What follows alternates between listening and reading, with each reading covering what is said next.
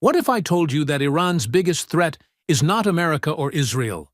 It is not bombs dropping from fighter jets or sanctions crushing the economy.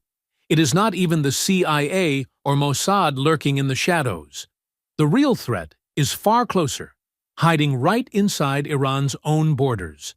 It is in their palaces, their parliament, their prisons, and their sprawling web of corrupted businesses.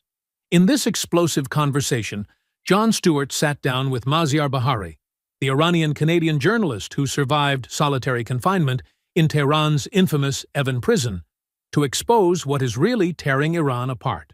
Across nearly 2 gripping hours on the weekly show with Jon Stewart, they unraveled stories of greed, fear, betrayal, and tiny moments of hope that most outsiders never hear. So, buckle up. Here are 10 powerful takeaways that reveal why Iran's biggest threat is not some foreign army, but something rotten from within, and how this dark truth shapes the lives of millions. Takeaway 1. Iran's biggest threat is itself. Forget what politicians shout on TV about Iran being menaced by America or Israel. The real danger to Iran is its own government. Maziar Bahari says corruption runs so deep in Iran that entire towns live off the money funneled through the regime's dirty networks. The Revolutionary Guards, which are supposed to be the military backbone of the country, actually own giant businesses, from oil fields to construction companies to hospitals. Imagine a country where the army also runs your grocery store, your kids' university, and your local pharmacy. That is Iran. Because these forces hoard wealth and crush rivals, the economy is hollow. Millions cling to low-paying jobs tied to regime-controlled companies just to survive. This is why Iran is so fragile. Its biggest threat is not an Israeli missile or an American drone, but the massive rot inside that has left its society weak and angry. Which leads us to the next point. Why does this system keep going, even when it fails almost everyone? Takeaway 2. How Iran's leaders keep people hooked. Iran's rulers have built a clever trap. They spread money through religious foundations and military-run companies that pay salaries, hand out cheap loans, or fund schools. This means millions depend on the regime's handouts.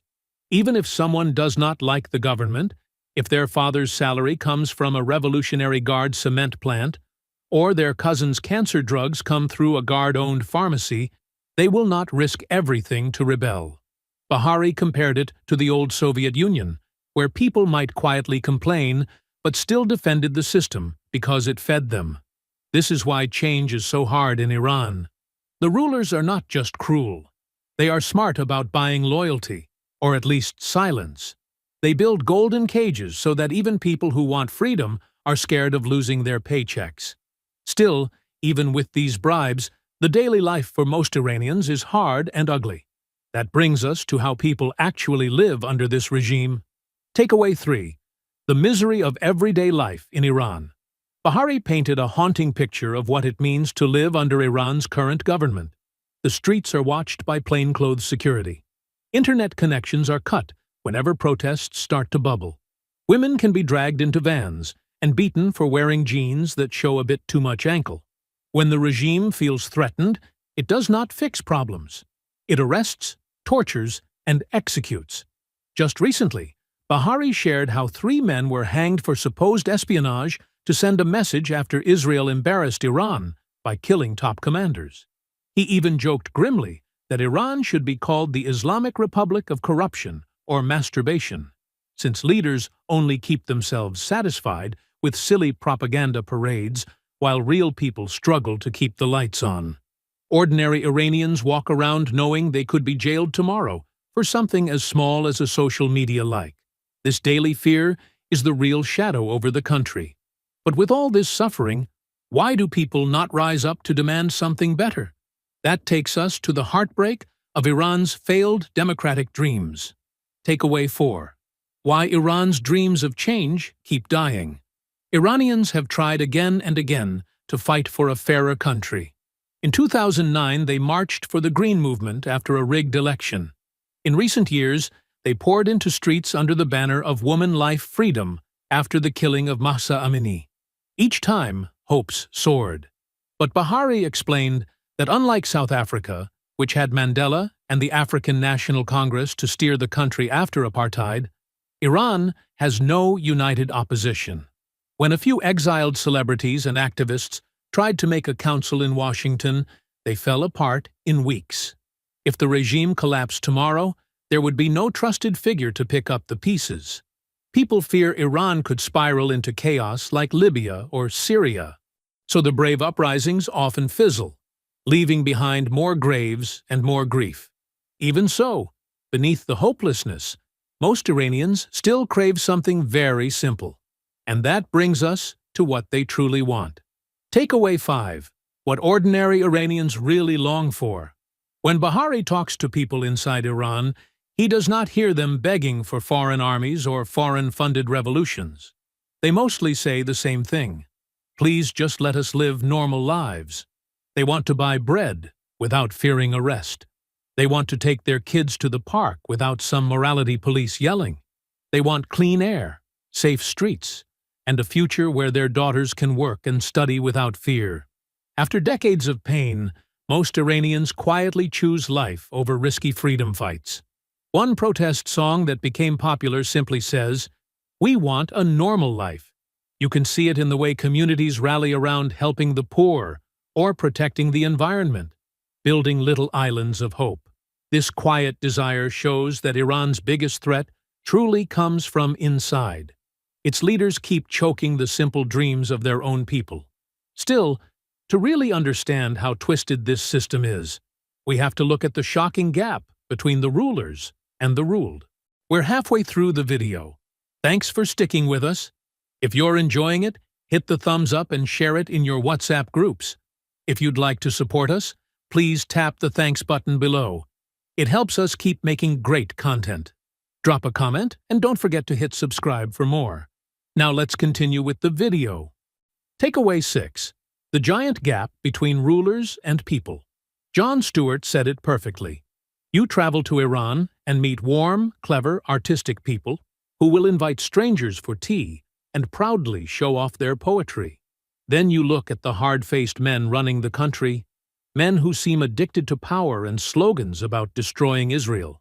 Bahari agreed, saying that if you talk to Iranian women especially, you find sharp minds and fierce energy that could build an amazing nation. But those same women are beaten in streets or jailed for singing. This is why Iran's biggest threat is not Israel or America. It is the cruelty and smallness of its own leaders. There is a heartbreaking beauty in seeing a nation full of life ruled by men obsessed with crushing it. And to keep these people afraid and distracted, Iran's rulers need a forever enemy. That brings us to why they always blame outsiders. Takeaway 7. Why Iran's leaders desperately need enemies. Ever wonder why Iran's officials constantly chant death to America or promise to wipe Israel off the map? It is not just about religion.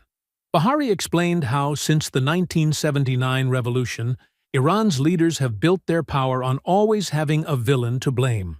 When Saddam Hussein invaded in 1980, Khomeini called it a divine gift because it united the country under fear.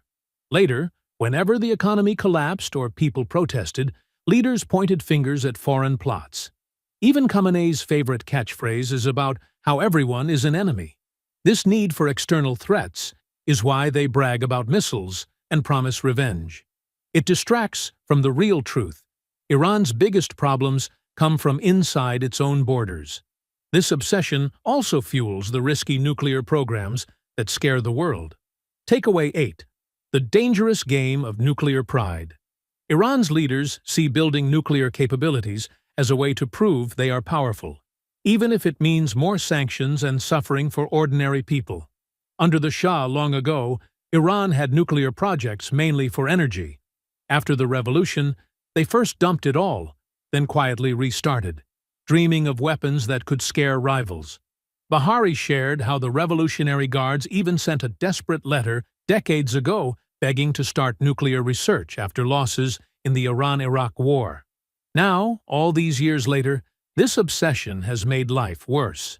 Sanctions have crushed businesses and even blocked cancer drugs, yet the regime pushes on. To them, nukes are not just weapons, but symbols that help keep enemies front and center so people forget the regime's own failures. But how do ordinary Iranians feel about all the bombing and threats from Israel and the U.S.? Takeaway 9. How Iranians see Israeli and U.S. attacks. Bahari said many inside Iran feel trapped between a corrupt homegrown regime and foreign powers who think bombs can fix everything. When Israel recently bombed Evin prison, hoping to strike the regime, it actually injured political prisoners who already hated the government. It was like punishing the very people who could help build a new Iran someday. Bahari joked bitterly that if bombing created democracy, then Gaza would look like peaceful Norway by now. Most Iranians do not trust foreign militaries to save them. They know too well that violence usually only makes their own leaders clamp down harder. Still, despite all this pain, Bahari ended with a surprising note of hope. Takeaway 10. The hidden hope in Iran's future. Even after describing so much horror, Bahari said he remains hopeful. Why? Because he sees Iran's young people, especially women, quietly changing their society. They refuse to be silent, even under threat. They keep studying, creating, and pushing back. Bahari believes one day, the weight of this new generation will be too strong for the old guard to stop. It will not come overnight, and the next months might even bring more tragedies as the regime reacts to recent humiliations. But over time, he is sure the same people who suffer most under Iran's biggest threat will be the ones to finally break it. So there it is. Iran's biggest threat is not some foreign army waiting on its doorstep. It is the rot that starts right at the top, poisoning everything below. Yet inside this tragedy lives a quiet miracle.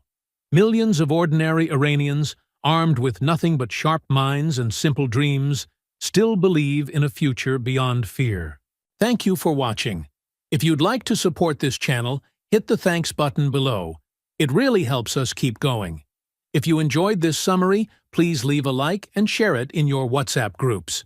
To join discussion about this video, drop a comment below. And for more videos like this, hit the subscribe button below.